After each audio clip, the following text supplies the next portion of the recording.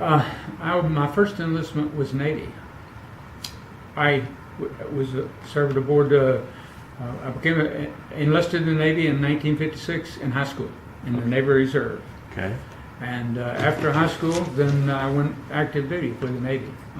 I was a machinist mate on the USS Rochester.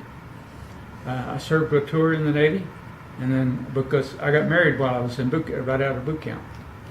Well, married life in the Navy for me didn't work. So I became a civilian in the Navy Reserve, continued in the Navy Reserve, and got out and tried several jobs. I was a shoe salesman, I was a mechanic, a diesel mechanic, so on. So it wasn't working out very well. I think I got a nickel raise in a year or 6 months or whatever. My brother was in the Air Force at the time, and I had enjoyed the Navy. Navy had been fun. But so I went down he said, you need to go see the Air Force recruiter. So I did. Went down and said, the Air Force said, the only way you can get in the Air Force is in electronics. And you got to make at least 80 on this exam, this electronic exam. So I took the exam, I made 85 on it. And he said, congratulations. Now, this is the AFS, this is a list of the FSCs. What do you want to do? I had no idea. I knew what an electronic was because I learned about that in high school. But other than that, that was about it. So they said, okay, you're going to be an ECM, electronic countermeasures. And we have two shreds of that AFSC. One is in ELINT, or the collection agents side of it, and the other one is in the obstruction or jamming side of that process.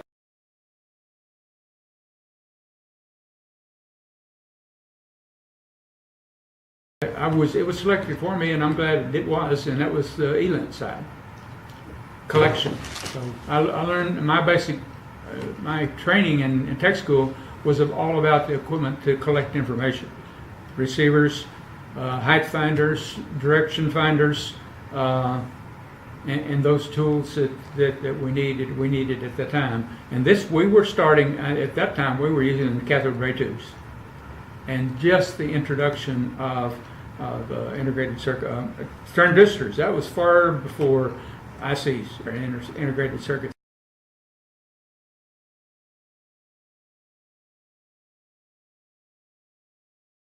B-52Es, Aldous, Oklahoma, 1962. And I'll share with you what happened in October of 1962. Right.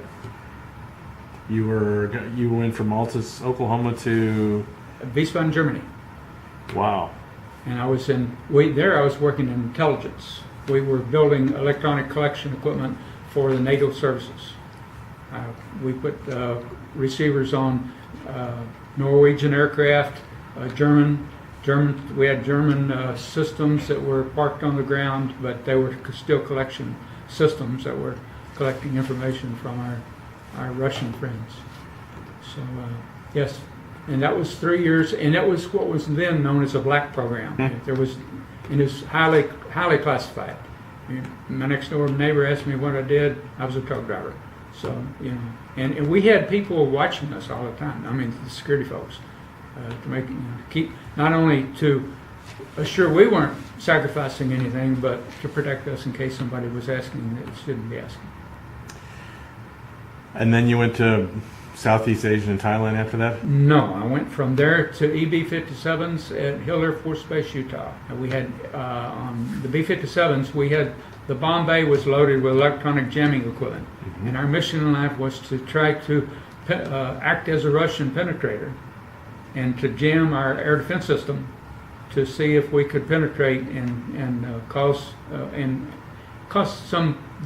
give the training to our air defenders, both in the radar acquisition, tracking, and for the interceptor pilots to come up and acquire our aircraft and simulate the destruction thereof. What do you think about today's modern avionics programs? I mean, you're talking about old tubes, and this probably wasn't the most easiest of things to fix back in the day. What's the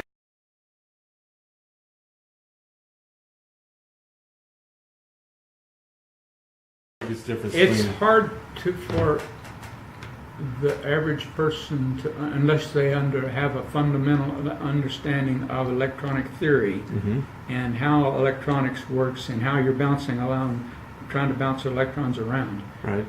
It's hard to really understand the magnitude of change that has occurred since I started in '61, September '61. We're talking about what we used to do in a Sage building is done on the chip now. I mean, that magnitude of change and the microelectronics of things that we're doing, back then everything was, I wasn't in Sage, but I just used a Sage building as an example of the volume. We're talking floors of electronics because they were vacuum tubes that had capacitors and resistors and so on, coils, and those were the components that existed that do then what we do today with a microchip.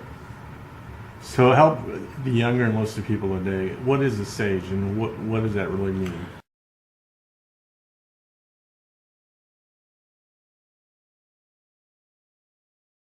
Yes, the computers that held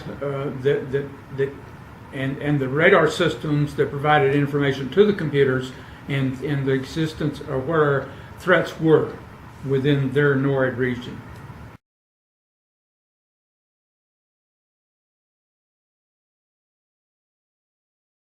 Oh, I'll share this with you. Other than my wife, the Air Force is the best thing that ever happened to me.